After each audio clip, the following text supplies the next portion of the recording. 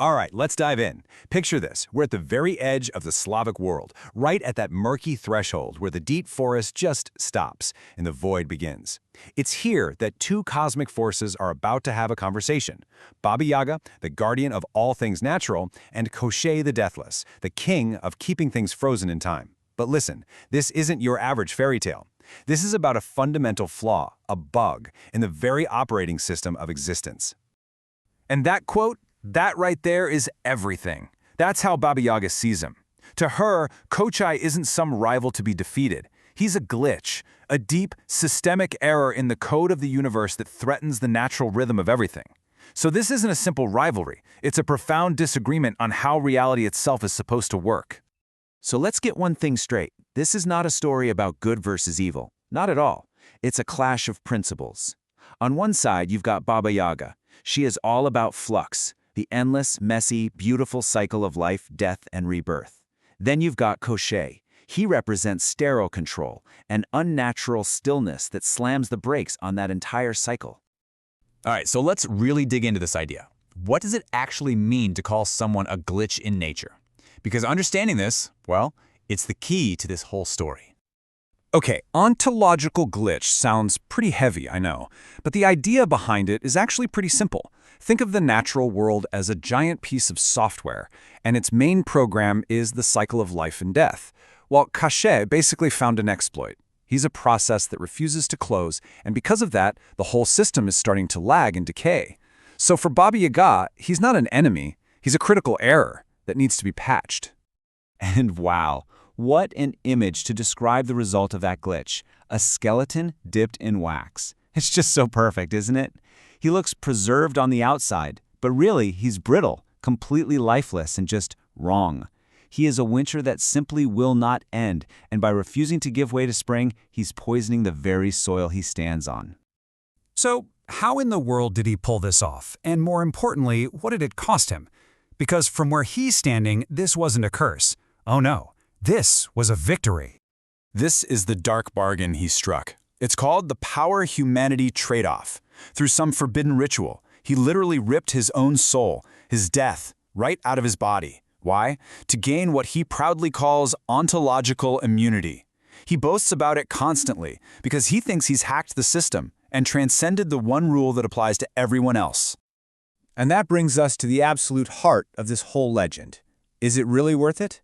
Koshchei seems to think he's won the ultimate prize, but Baba Yaga, well, she has a very, very different diagnosis. Yeah, Yaga's assessment is just withering. To her, his triumph is actually a fragmented existence. He's not whole. He's living in a state of perpetual anxiety, constantly terrified of losing his one prize. Because he's hollowed himself out, he's become a taker, forced to vampirize the life from others just to feel a flicker of anything. And the ultimate price? He's completely stripped of any genuine human connection. So if you're living in that constant state of anxiety, how do you protect the one fragile thing that keeps you going? You build a fortress. But Koshchei's fortress isn't made of stone. It's a maze built entirely out of paranoia. And this is probably the most famous part of the whole legend. It's like a set of Russian nesting dolls made of fear. He's hidden his death, his soul, inside a tiny needle. That needle is inside an egg. The egg is inside a duck. The duck is inside a hare. The hare is locked inside an iron chest, which is buried under a huge oak tree on some mythical island. In his mind, it's the perfect security system. But Yaga? She just scoffed at the whole thing. She sees it for what it is, the ultimate sign of weakness, a hoarding mentality. He's taken the cosmic egg, this incredible symbol of life and fertility, and twisted it into a pathetic little prison for his own fragile ego. And in doing that, he made a massive tactical blunder. He cut himself off completely from the very web of nature he was so desperate to conquer. So, we've seen what's going on inside his head, this fortress of fear. But what does that look like on the outside? What kind of kingdom does an ontological glitch rule over? It looks like a wasteland, literally. His internal emptiness just spills out and poisons the land around him. In his domain, things just stop. The wind doesn't blow, birds don't sing.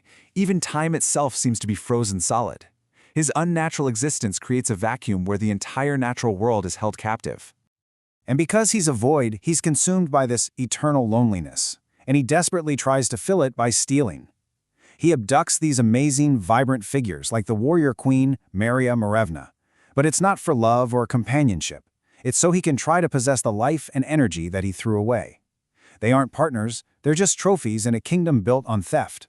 But for Baba Yaga, this state of biological arrest just can't last. You see, a glitch this severe demands a correction. Nature itself is bound and determined to fix this error. And this is where the hero, Ivan Tsarevich, finally enters the story. But here's the crucial part. Yaga doesn't help him because he's the good guy. She's totally neutral. She acts as a manager of harmony. Her only goal is to restore the system's integrity. Ivan is simply the right tool for the job.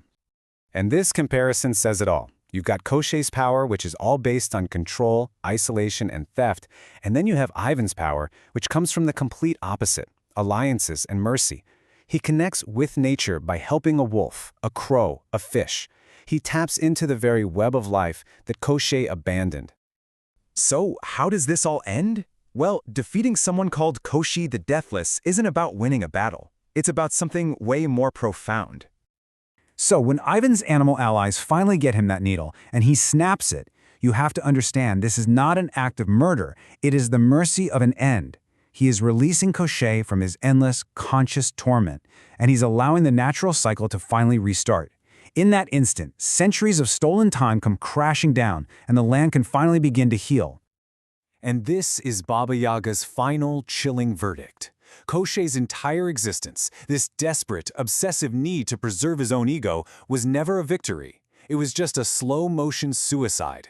He was nothing more than a ticking clock, waiting for the world to finally catch up and correct the error that he was. And that leaves us with this one last question to chew on. The legend of Koshchei really forces us to ask what true strength is. Is it defying nature, building an iron chest around a fragile ego?